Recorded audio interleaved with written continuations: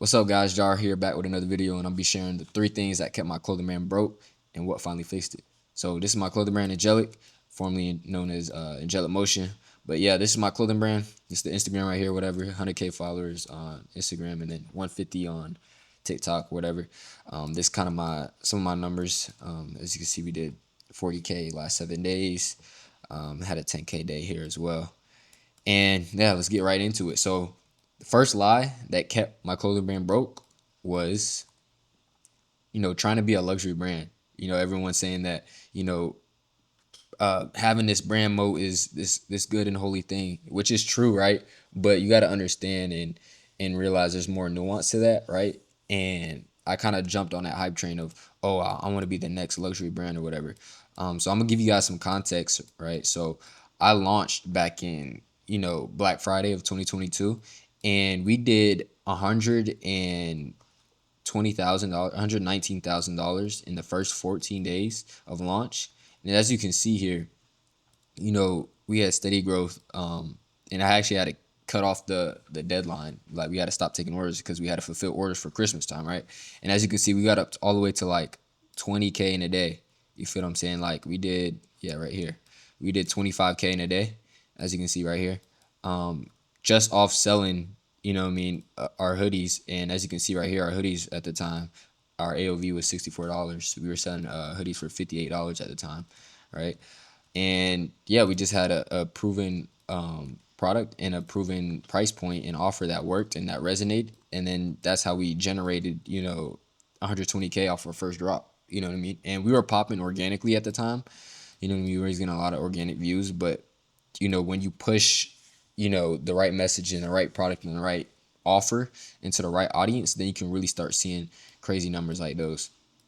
And then fast forward to 2024, we had launched, new products. As you can see here, it was these Astro sets. We got a lot of good initial feedback, but once we dropped it, as you can see, you feel me? We actually priced these products at $210, just for the zip up, and $200 for the bottoms. Because I wanted to move into that luxury, the luxury space, and I even, spent a lot of time on the product itself in terms of quality and going with the right manufacturers, because the past hoodies, they were from Pakistan, you feel me? So they were lower quality hoodies, and then yeah, we just moved to China, did a lot more customizations, had sun fades, acid washes, heavier fabric, 500 GSM, 400 GSM, DTG prints, like a lot of customizations that made the piece overall very expensive. So like the piece that we were getting, it was like $50 landed.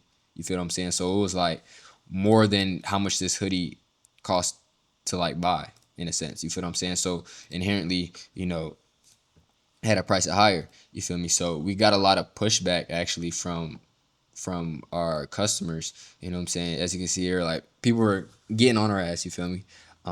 Calmly reminding you, Angela, you gotta lower your prices of these hoodies and sweats. 200 for sweats as well. I can get a full Nike tech for the same price. People were getting on our ass. You feel what I'm saying?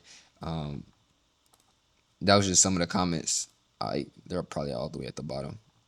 Yeah, as you can see here, yeah, they were just getting on us. You feel what I'm saying? Like we didn't have that identity or authority in the space yet to command prices like those. You feel what I'm saying? And yeah, as you can see here, we dropped these in May, and even like the summer months are inherently our slower months because we primarily like sell hoodies or whatever. You know what I'm saying? But that was a big launch for us, and I invested like 40K into the drop in terms of inventory. So the drop actually ended up flopping. You feel what I'm saying? Like it actually ended up flopping, and yeah, a lot of that was due to having too expensive of products. You know what I mean? And then we moved to our back to school collection, and I still didn't learn the lesson from it. Maybe it was a product thing, maybe it was a marketing thing, right? So we went heavy on the marketing side of things. Ran a lot of lead gen ads leading up to the drop, as well as doing a lot of organic promotion, doing some product seeding. This is Lil Shimmy, he's a famous rapper. You got Lil Tony, you know what I mean? So E-Man, just trying to get more influencers, right, into the products. You know what I'm saying? And just because that's from my hypothesis. When something doesn't work, right? Obviously, there's something that needs to be fixed. And from my standpoint and from my view, it was simply that we didn't have the guys in it to justify that, right? So I actually really like this piece a lot. Like we got a lot of good feedback from this piece. Like a lot of people wanted it. You feel what I'm saying? But again, didn't learn my lesson. I ended up pricing these at $180, right? So these were $180, and then these were $238, and then the shirts are actually $150. And you guys probably thinking like, oh, that's crazy as fuck. Why would you even price it like that? Things of that nature. But you got to realize, right? Like these hoodies and these pieces cost so much to make that I had to price it like that. Like these hoodies right here, they cost like $55 landed to make. You know what I mean? Because it's 500 GSM, 100% cotton. You know what I'm saying? All over print, DTG hoodies, things like that, air shipped, all that. You know what I mean? And then these shirts were actually like 600 GSM, double layered. So it was like quadruple the fabric because it was also boxy too, jumbo screen print. So these were like $40 a piece. You know what I'm saying? And I wanted a substantial margin, and also wanted like to push into those luxury premium space. You feel what I'm saying? So like people had good feedback from the product, right? Like we had good feedback from the product. People was loving the product, but then once we actually dropped the product and released the product, I actually have it archived, but we got a lot of pushback as well. And then yeah, we had product market fit. People loved the product, but like I keep saying in my other videos, we didn't have oh shit, we didn't have price market fit, right? So we had the product market fit, but we didn't have the price market fit, right? So it's important that you have both, right? Because at the end of the day, the price is the final objection that people have when it comes to buying your product. And, I wanted to be like that Hellstar, that Denim Tears, that Spider in this space. You feel what I'm saying? Because I believe I had way superior products than them. They don't use high quality products or whatever. But at the end of the day, it's not what you say it is, it's what they say it is. You know what I mean? So I had to learn that the hard way, from that standpoint. And yeah, but just really buying into the hype of, oh, you should try to be a luxury brand, oh, you should try to do this and that. But I should have just kept it simple and knew my target audience, and establish what prices and what price point that we want to live at, especially since we had already like initial success with that. Should have just kept it simple and continue with that. And a lot of this, right, is just hype and distribution, right? Because these brands are, there's nothing inherently special about them, especially from a product standpoint. Like, there's nothing crazy about their product quality, but they just have so much hype behind it, whether that be influencers, celebrities, what have it. They have a lot of awareness and a lot of hype around it, and a lot of that is also distribution as well. Distributing those products into celebrities, influencers, and even retail, right? So it's a whole different game, right? So there's two different types of business models when it comes to clothing, right? You can either be a drop-based brand, right? Or you can be an evergreen brand, right? So you can be a drop-based brand in the sense that, okay, you do limited time releases, right? And then you drop those clothing, right? And then you close your site, and then you password protect, right? So that's kind of like what Spider does and what a lot of these high-end designer brands do, right? So kind of makes sense that it can justify a higher price point, because inherently, right, supply and demand, right? So inherently, if there's less supply, like you can't get it, it's not as accessible, right? Then the demand goes up and the price goes up with it, right? But the other side of that is you can be an evergreen brand in the sense that your site is always open, you always have stock, and you're always selling, but inherently the demand is going to be lower because it's less scarce, so it's less valuable, right? So this is Spider, and this is Comfort. They actually did $50 million in August, I believe, that he said in this podcast. You feel what I'm saying? And even the founder of Comfort had this issue, and he said it in a video. I have the video here. You can just listen to what he says. We did $10,000 that day. We were projecting $100,000 that day. We were projecting to sell out, and we were priced too high. Even though the product was good and we knew it was good, people were like, "You're just like a luxury brand, and you have no track record. Why are we going to trust you? And you have nothing to show for. Like, you have no reviews, you have nothing." So we immediately switched our pricing model. We started dropping the pricing and testing and seeing what worked. We got to the $69 price range, and people started to really buy then.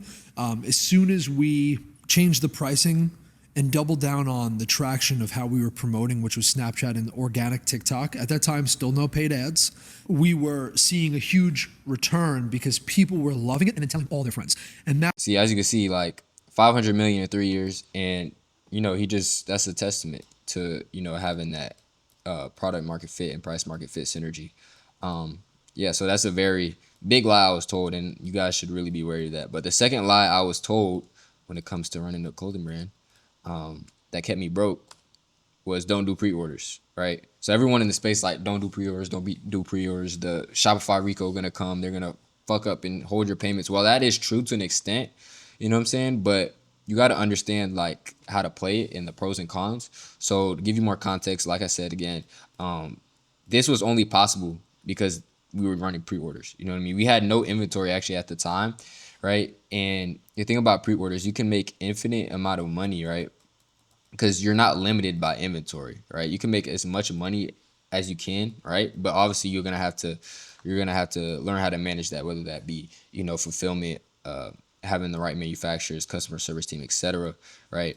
And also knowing your strengths and weaknesses, right? So like we actually ended up closing off the site, even though we were having good days. Like this initial spike, like we could have kept that going and potentially even higher, but we actually started like selling. We started allowing our products to sell out during this time period because, as you can see, this is early December and people were ordering primarily for Christmas. You know what I mean? So our manufacturer had to produce those items and ship them before Christmas. So that was the idea. But once you do pre-orders, or if you do pre-orders, if you decide to do pre-orders, you can infinitely scale. Like I said, like you can unlock so much scale. And the biggest thing and the biggest cons and caveats that come with it is just knowing how to communicate to your customers that it's a pre-order and being transparent about it. Because at the end of the day, if you place an order on a random brand that you never heard before, right, and you don't get no updates and it's been a couple weeks, you're gonna think you got scammed. Then they're gonna call their bank and charge back and shit like that. But if you constantly get updates like, hey, the order's in production, the manufacturer just shipped it to us, we're fulfilling the order now, right? If you're constantly in the loop, then you're less likely to issue a chargeback and even complain, right? So it's important that you have your manufacturer dialed, your customer service team dialed, and your fulfillment team dialed as well. Just like I said, like all it is like is, or the biggest advantage is that you can just unlock scale. And with doing like pre-made or having on-hand inventory, like when you run out of stock, you're not making any sales. You feel what I'm saying? So like if you have best sellers, right? So let's see, like this is currently me right now. I'm out of stock on some of my best sellers, right? Now if you're out of stock on your best sellers, then your sales are obviously gonna be lower. You feel what I'm saying? So like it's really important that either A, you have good inventory forecasting, and you have good inventory levels so you can unlock scale, or B, you manage how to do pre-orders, right? So this is like just a good example. Like if, for example, I was doing, let's say, 3K a day. Oh shit. Let's say I was doing 3K a day, right, off of this product, right? And then all these sizes sold out. Now I'm losing 3K a day. You feel what I'm saying? So it's very important to have and manage your inventory. Now moving on to the third and final and most major lie that I was told when it comes to running a clothing brand that kept me fucking poor. And that was, oh shit, I keep fucking that up. Is that you need to constantly test creatives, right? So it's like a big thing in this space and e-commerce in general, not even just clothing brands, that you need to constantly test like creatives, right? Like you need to constantly throw new creatives in your ad account, constantly test on a weekly basis, right? This and that and third. And while that is true to some degree, in a certain degree, right? It's not true in a holistic sense, right? And I'll just kind of give you an example here. So like you want to think of your ads as like employees, right? So this is essentially like, this is Facebook, right? This is your campaign, this is Facebook, right? And your ads are your employees, right? Now, sometimes, right, you're going to get bad employees, right? Sometimes you're going to get bad employees, right? Sometimes you're going to get good employees, right? So let's say this dude is a good employee, right? So boom, okay, I have a good employee, right? Now, in order to grow your business, right, or grow or improve your performance, right? Then common thought process is, let me just get more better employees, right? It makes sense logically, right? Let me get more better employees. So boom, right? So then you go and hire for your business, right? Then you hire more employees, right? And let's say he's a bad employee, he's a bad employee, he's a bad employee, and then this dude, he's a good employee as well. So now you have two employees, right? Boom, now you have two employees. Now, when you're actually spending money on Facebook, you're investing dollars, right? You're investing dollars into each one of these employees, right? Because they have to have data to learn, right? And you can only have data by spending money, right? So when you're doing a lot of creative testing, inherently what you're doing is spending a lot of your budget, a lot of your money on bad employees, right? Versus actually just spending the majority and the bulk of your money on the good employees, right? Now that, needless to say, that's like you have to balance the two, right? So you can't just be constantly running new ads, right? Let me delete this. You can't just be constantly running new ads and expecting good performance, right? Because essentially now you're just hiring all these employees, right? And hiring more employees doesn't make your business better, right? If you were thinking of this from like a business perspective, but more so having the right employees in place and having the right system in place makes your business run better, right? So a lot of people just launch hella creative testing, especially if you're at like low budgets. Let's say if you're like less than $1,000 a day and you're launching hundreds of ads a week, right? Now all of these ads are going to be stuck in learning, right? It doesn't have enough budget to even learn, right? And ultimately, like, you're not going to be able to see the results that you want to see, right? Versus if you were just to stick, with these ads, right? These good employees, and keep investing back into them, right? Keep investing back into them, because you don't want to keep hiring and firing employees just for the sake of, okay, I need to find that 1-star employee, right? Like, you have 2-star employees right here. You know what I mean? You have 2-star employees. Like, if you have the ability to spend more money, then just do it. And that just comes back to this point of, what is the problem that I'm solving for, right? Like, you have to look at this from a first principle basis and really break it down in a simplistic way and be like, okay, what's the problem I'm solving for, right? And 9 times out of 10, that's to unlock more spend, right? Because more ad spend means more revenue, right? Because you get more impressions, more eyeballs on your products, etc., right? So more ad spend, more revenue. And then it's like, okay, I understand that I need to unlock more spend, but why can't I spend more, right? Because you can't just spend blindly, right? So there's a couple factors of why you can't spend more, right? Some of that being CPA. Maybe your CPA is too high, right? Maybe your AOV is too low, right? Maybe your conversion rate is too low, right? Things of that nature, right? And CPA, right? A lot of people like to think that it's purely influenced strictly off of ads. And while ads have a big performance and big lift on CPA, it's actually not the whole picture, right? Because there's other things that go into the mix, right? So there's actual a ladder of metrics and things that we had to look out for when it comes to running ads. And a lot of ad performance is not purely just on the creative itself, because the idea of a creative is that its only purpose and objective is to get awareness and to sell a click, right? So when people are scrolling on social media, right, and then they see your ad, right, are they scrolling past? Are they stopping on your ad? Are they watching the ad? And then on their click, are they clicking on the ad, right? And then once they click on the ad, that's really all your ad's job was to do, was to stop the scroll and get people to click. And then essentially your product, right, your product, your website, and your offer converts them, right? So you have to have your product, your website, and offer dialed. You know what I mean? Because if you have a shitty product, website, and offer, right, but you have the best ads in the world, right, then you're still not going to make any sales or see the results that you want to see. You know what I mean? And vice versa, right? If you have a shitty ad, right, but you have the best product, website, and offer, then you're really not going to see the results you want to see. So everything works in an ecosystem, right? Like, everything works in the ecosystem. Like, you can't just have one good thing. You have to have all the levers, right? So you have to avoid having a poor product, avoid having a poor website, poor offer, poor conversion rate, profit for visitor, and poor AOV, right? So, like, at the end of the day, realize what you're solving for. Most of the time that's just to unlock more spend. And then it's like, why can't I spend more, You know what I mean?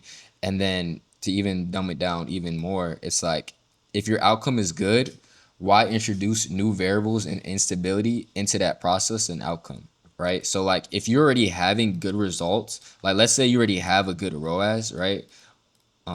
Or you have a good CPA or a good MER, right? Let's say this is already good. That's already humming, right? If you were to add more ads into the mix, right? So let's remove all of this. Let's say this is your ad account, right? This is your ad account, and you already have good ads, right? Like let's say these are all good ads, right? Boom, you have a good group of employees. They're all clicking, whatever, right? And let's say you have a good outcome, good ROAS, good CPA, but then you start to introduce more ads into that mix, right? And then let's say these are just bad ads, right? What you're actually doing is you're actually hurting the overall performance of the account, and your CPA is actually going to be lower, and your overall business and desired outcome is going to be lower.